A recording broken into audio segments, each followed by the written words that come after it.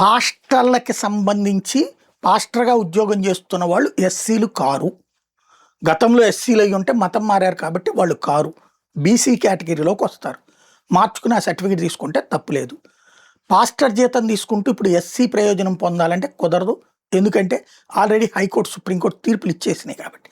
ఇప్పుడు దాని మీద ఏకంగా ఒక పిటిషనే వేసేశారు హైకోర్టులో, విచారణకు స్వీకరించింది. ఇక భవిష్యత్తులో ఇప్పుడు పాస్టర్లుగా నమోదయ్యి ఉన్న వాళ్ళందరూ, ఈవెన్ ప్రభుత్వం నుంచి డబ్బులు తీసుకుంటున్న వాళ్ళందరి డేటా చెక్ చేస్తారు. ఎస్సీలుగా ఉంటే అది పోతాయి. ఇది నెంబర్ 1. రెండవది, క్రైస్తవం వైపుకి కన్వర్ట్ అయినటువంటి ఎస్సీలు ఎస్సీ ఎస్టీ అట్రాసిటీ కేసులు పెట్టడం మానేయాలి. లేదు అలా చేస్తామంటే వాళ్ళ సర్టిఫికెట్లు కూడా పోతాయి. అది ఆకివీడి దగ్గర జరిగింది, ఉండి దగ్గర జరిగినటువంటిది ఇప్పుడు పాస్ట్ ఆనంద్ విషయంలో జరిగిందని గుర్తుపెట్టుకుని చూసుకోవాల్సిన అవసరం ఉంది.